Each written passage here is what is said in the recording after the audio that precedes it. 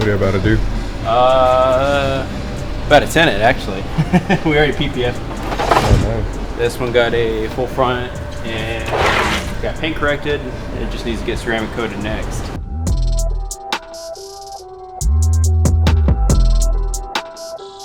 One time I had my phone and I was trying to record. In one of these, the customer was giving us a ride, and so I'm here recording, and all of a sudden throws you back. we didn't record nothing. Just yeah. You don't know where penguins come from? Depends what kind of penguin it is. Penguin. What do you call it? Penguin. Same thing. Oh. Yeah, it's the same thing. Pen or pin? Penguin. Penguin. Penguin. Penguin. I'm going to be thinking about it all day now. Well, how do you say it? Penguin. Penguin? He said penguin. It's a penguin. Penguin? Penguin? It's not a penguin. They're even put a box to that. It's not a penguin, it's a penguin. I know, we had this debate with my family and it didn't stop for like another hour.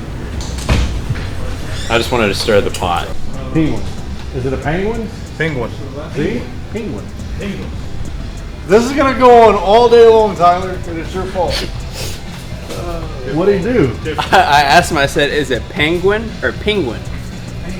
Pen or peen? Does it matter? No. What's wrong with these people?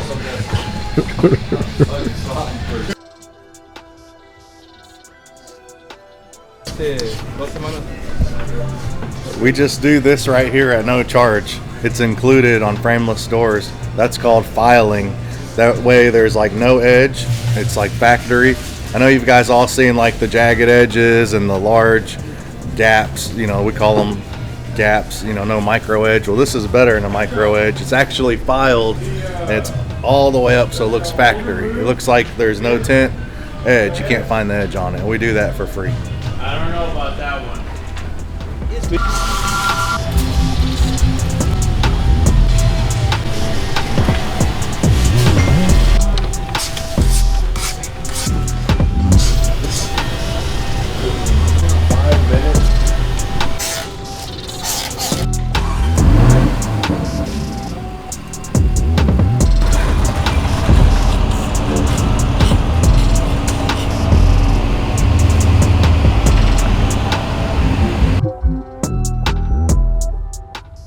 Hey guys, so today I got a Lamborghini Urus behind me.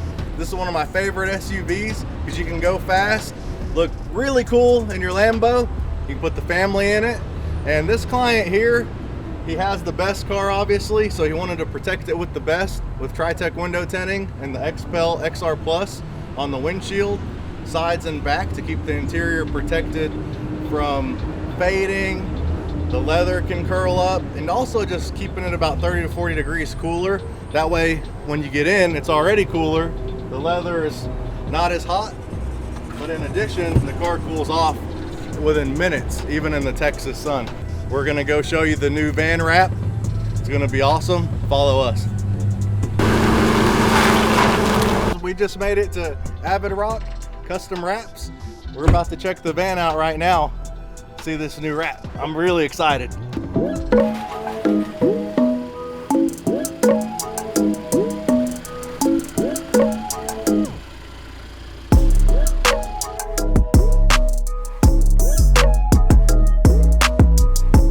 I think it looks amazing. That looks really good. Awesome. Sweet. The colors pop. I love how that blue, all that blue pops right there, like really glossy. That was the first thing I noticed. Good job. It's gonna look great out there on the streets. People are gonna be sending us pictures and calling. Definitely. That's what it's for at the end of the day. Let's go ahead and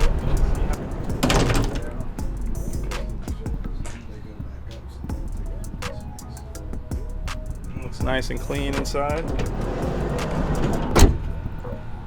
No, I like it a lot. Very professional. Y'all knocked it out of the park. Yeah, thanks man for giving us the opportunity. Definitely. Appreciate it. Thank you guys. Yes, sir.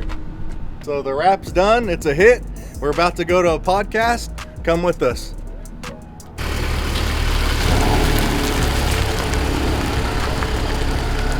Essentially, you're going to hear this. whenever this cuts off, we'll start recording, and then you're live. And then once we do the recording, I'll usually say thanks, shake your hand, then I'll read the outro. And then once we do that, I'll just take a couple pictures, hang out a little bit.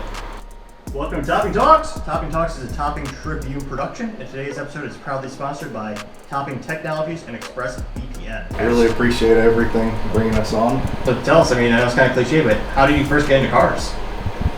Man, my dad was an auto mechanic, and my brother and my dad built a Mustang when I was a little kid.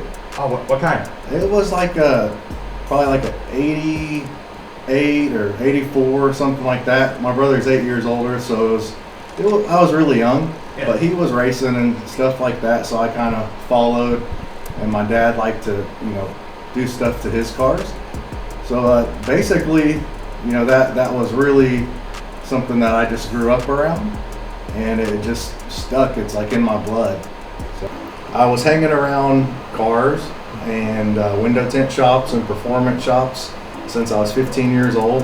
This is after hanging around, my brother and my dad who are into cars, and that's what I was interested in. So I ended up getting a job through a friend at a window tint shop, and basically got out of school as soon as I could, got a GD, and it's been history. I mean, I've been tinting windows for about 25 years now. So what was that big pivot point where you started with window tinting, working for someone else, and what inspired you to take that next step? Yeah, so back then it was 1997 about when I started tinting, and maybe it's the small business, but a lot of small businesses, the owners and the management, in my opinion, they're not very professional, and there was a lot of times where you would work a full week, and you'd work really hard, and it'd be payday, and they'd say, "I'm sorry, I don't have the money to pay you," and you may not get paid for a week or two, and that happened several times. And just a lot of things. There was a lot of drugs in the industry, and the employees they would hire would do drugs, and I've never been into that kind of thing. Yeah. So I just always wanted to do something better than that, and I didn't want people to feel like, hey, I'm at work and I'm not getting paid. I wanted to make a cleaner environment to work around. So that's kind of one of the reasons I started my own. The other thing is, ever since I could, when I used to BMX and things like that, and I could push a lawnmower, I first mowed my lawn, and then I was like, you know what? I could go down the street and mow other people's lawn for 20 bucks. Yeah. So ever since I was a little kid, I was out there asking people, knocking on doors. I didn't even know what I was doing. Yeah. I just knew I needed money to get some stuff for my bike and upgrade my bike. So same thing with the work, window tinting. So I'm going to work, I need exhaust. I need to go fast. So it's kind of like Ricky Bobby. Like, if you're not first, you're last. So I was always working, trying to be first. Oh yeah. I was good at playing pool because I wasn't going to school. I was playing a lot of pool and foosball. And I like to, online gaming was kind of becoming popular about 20 years ago. Mm-hmm. And I was doing a lot of all that. And I had to decide, there was a pivoting moment, like, am I getting better by doing this? Or, do I need to start tinting seriously and stop doing all these hobbies? Yeah. And something in my mind, like, hey, I gotta make rent. I don't know how I'm gonna do it. I need to go tint windows. So that's for sure was a big pivoting moment for me. So I quit playing video games, and it's been 20 years, and I don't really remember that much beyond, before that. Oh, makes sense. So what's the biggest challenge once you took that big leap and started the company? Gosh, there are so many. Right. I was a hard worker, so thankfully, I would work at any time to make enough money just to get by. For me, the biggest challenge was probably employees, learning how to talk to people. I was always really shy when I was younger. Yeah.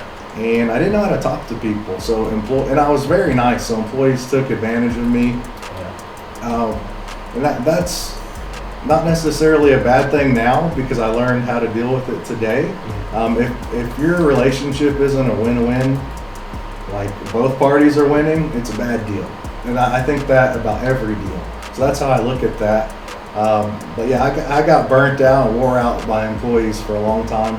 And you know, I think part of it was I didn't have enough money to pay them, but I also didn't know how to choose good people, like with good hearts that were there for the right reason. And I always paid them. Yeah. Maybe I wasn't paying enough. Like, it's hard to make enough money at the beginning, but as you learn to pay more and you get more and you learn to choose the right people, things get a lot easier. And that was the hardest thing, I think, for me.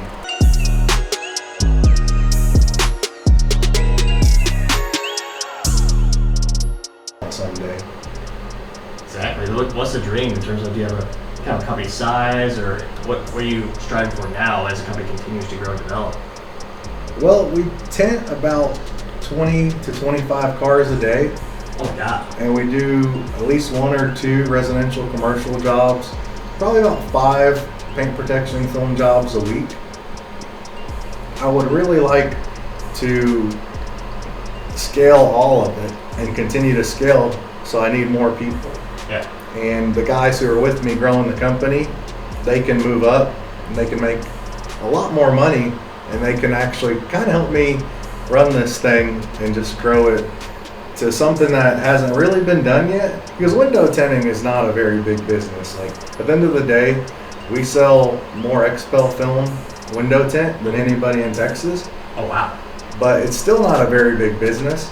I actually want to just keep pushing and see where it takes me. So I don't have a cap on it. Yeah. I have goals, but I want us to keep going. And if we can keep growing 50% every year forever, I don't know where we're going to go, but Yeah. I want to find out. Well, that's what I say. That's the dream. Yeah, exactly. We're going to keep pushing. Get it.